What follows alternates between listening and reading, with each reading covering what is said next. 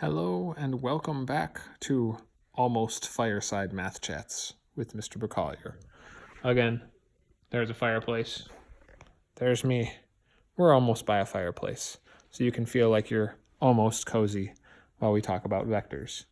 So in our last video, we talked about the basics of vector operations, and now we're going to go into a little bit more advanced material. We're going to talk about unit vectors, I-hat and J-hat notation, and direction angles. We're also going to talk about finding the angle in between vectors, and we're going to do a problem using I-hat and J-hat notation in the textbook that we're using. That's going to be problem number 80. So the first thing we're going to do is talk about unit vectors. Now a unit vector is a regular vector that happens to be exactly 1 unit long. So let's look at a vector. Let's say that I have a vector that is made up of 2, 3. If I were to graph this vector, it is going 2 in the horizontal direction and 3 in the vertical direction. So this thing would look like that. And let's call this vector C.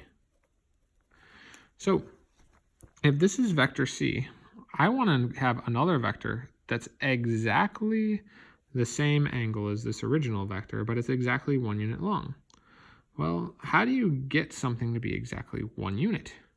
You divide it by whatever length it is. So in order to find a unit vector, what we're going to do is we are going to take vector C, we are going to divide it by the magnitude of vector C, because that is how long this vector is. So if we divide something by its length, we'll get something with a length of 1. So if we take these components and we divide them by the magnitude, which in this case would be the square root of 13, that's 9 plus 4, we would get 2 over the square root of 13, and we would get 3 over the square root of 13. And this would be the unit vector for vector C. If we wanted to test that it was in fact 1 unit long, we could take these values and use them in the Pythagorean theorem. So we could take 2 over the square root of 13 squared plus 3 over the square root of 13 squared. That would give me 4 over 13 plus 9 over 13, which equals 13 over 13.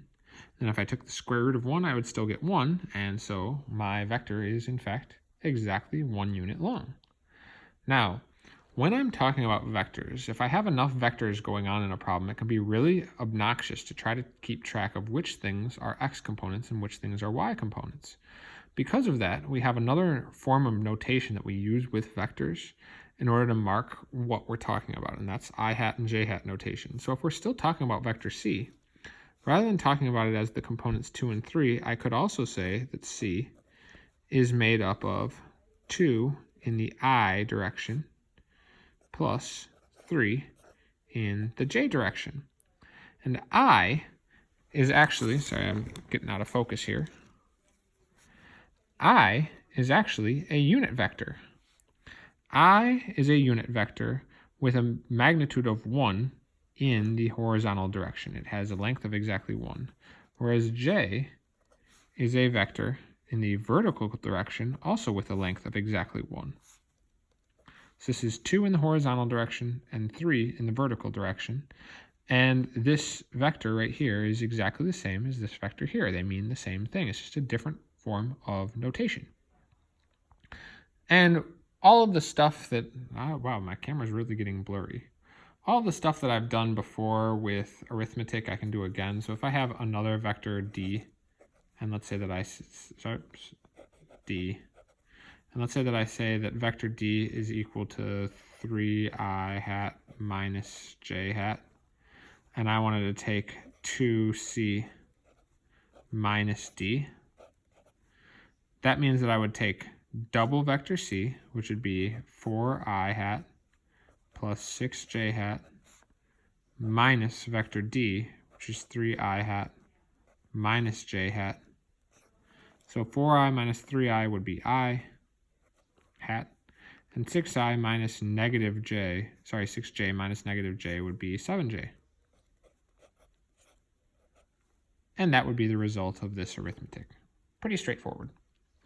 There are other things that I can do with vectors. One is finding the angle in between these. So let's say that I wanted to find the angle in between vector C and vector D. Now I already know what these two vectors look like. If I have 2i and 3j, that looks like that.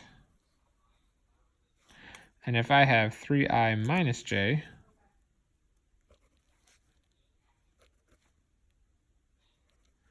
that would look like this thing right here. Looks like it's pretty close to a 90-degree angle, but not quite, where this is vector C and this is vector D. Let's say that I want to find the angle in between these. Now I could do this a couple of different ways. One is I could use, say, tangent to find out what this angle is. And I could use tangent to find out what this angle is, and I could just add those together. One thing you want to watch out for is obviously if vector D was going down here, you'd find this angle. Finding this angle just requires a little bit of extra thinking. You could use this angle to find out what this one is, and then add 90 in there also. But let's say that we're working with the situation as put here. We could say that the cosine of the angle in between these two vectors is equal to vector C dot vector D, oops, didn't want that piece of pencil anyway, divided by the magnitude of vector C times the magnitude of vector D. So if I take C dot D, that's called a dot product. So I'd take 2 times 3, which is 6, plus 3 times negative 1, which is negative 3. So 6 plus negative 3 is going to be 3.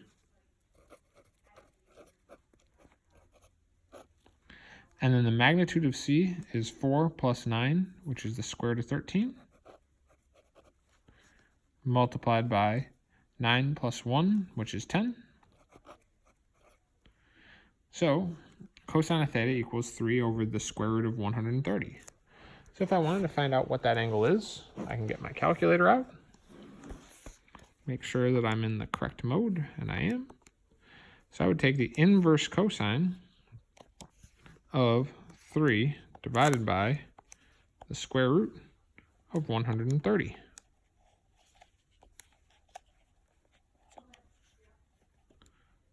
I get 74.74 degrees. So let's think about whether or not that answer seems reasonable. 74.74 degrees. Well, this looks like it's somewhere close to 90 degrees, but it's not quite 90 degrees. 74.74 seems like it's a feasible answer for this. And so this seems like it's an answer that we're okay with. And we would say that theta is equal to 74.74 degrees. Pretty straightforward, and that's how you find the angle in between two vectors. All right, the last thing that we're going to do is we're going to use components to break down a navigation problem.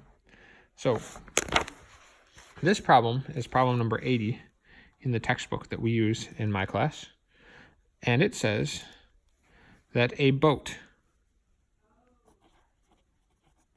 is headed at 35 degrees, that's a navigational direction, propelled by a force of 750 pounds.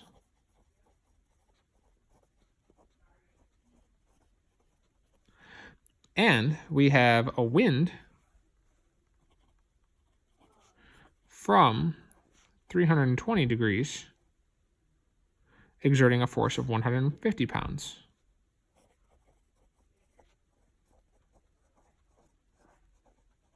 And the question is, how large is the resultant and in what direction is the boat moving? Now, we've talked about how to find this resultant before, but we're going to do it using components right now.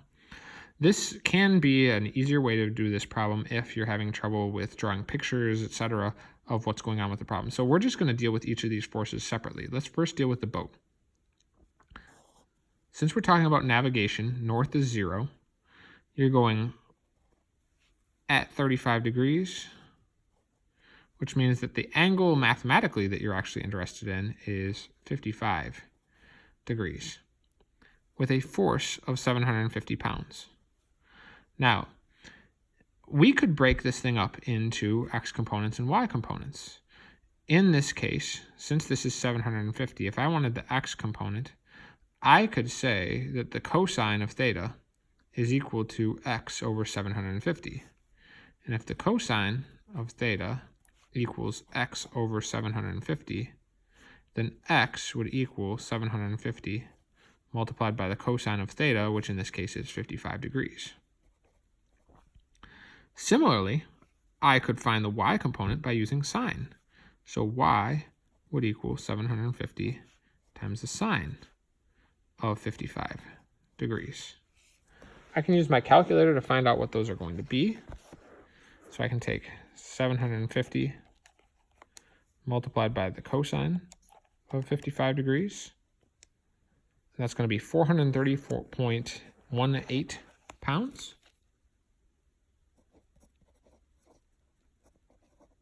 And since that is the x component, we are going to say that it's in the I hat direction. Then I can take 750 times the sine of 55 degrees.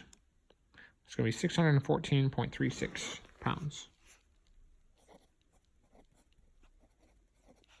And since that's in the y direction, we're going to say that that is connected to j hat.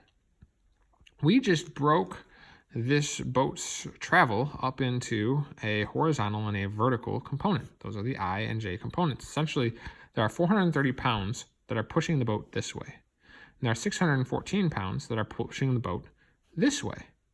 Well, those are only one set of the forces that are acting on this boat. It also has the wind acting on it. So let's draw a picture of the wind. The wind is coming from 320 degrees. Now, 320 degrees navigationally is around here. There's 90, 180, 270, plus another 50 degrees. This is where the wind is coming from, which means that the wind is going to down here. So the wind is blowing in the southeast direction. And if this is 50 degrees, then this is 50 degrees right here. We would call this negative 50 degrees, or if we were talking about standard form, say 90, 180, 270, plus another 40 degrees is going to be 310 degrees. You can use either negative 50 degrees or 310 degrees here. I'm going to use negative 50 degrees because I think it's easier. I can say that my x component will be equal to the magnitude of the wind, which in this case was 150 pounds of wind, multiplied by the cosine of negative 50 degrees, and that the y component will be equal to 150 multiplied by the sine of negative 50 degrees. I can once again use my calculator to find these. So I have 150 times the cosine of negative 50 degrees and 150 multiplied by the sine of negative 50 degrees. Oops. So I get 96.42 pounds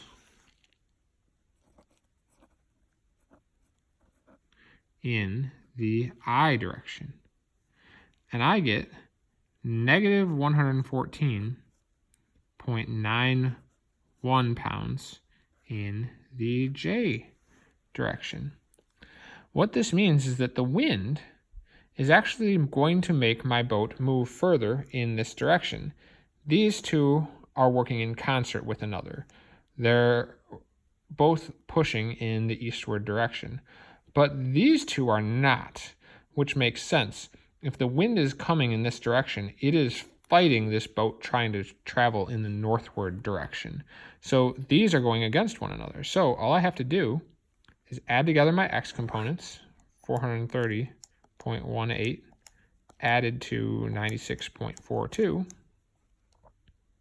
and add together my y components, which is 614.36 minus 114.91.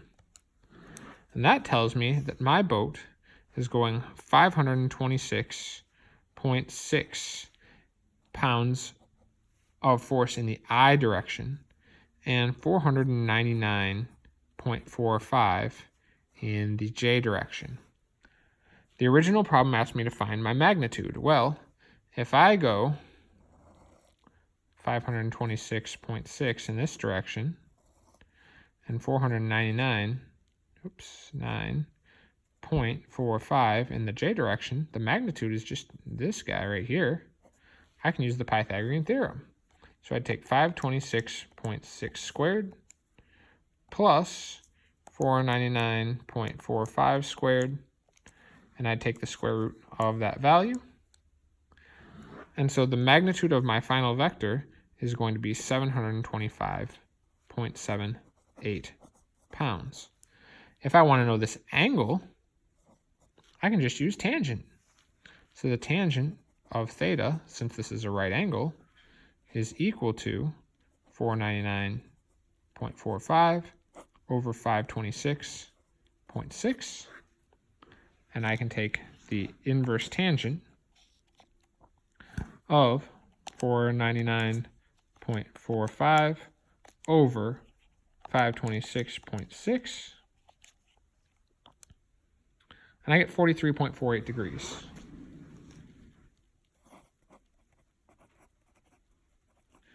Now, this is not a navigational angle. This is a standard form angle.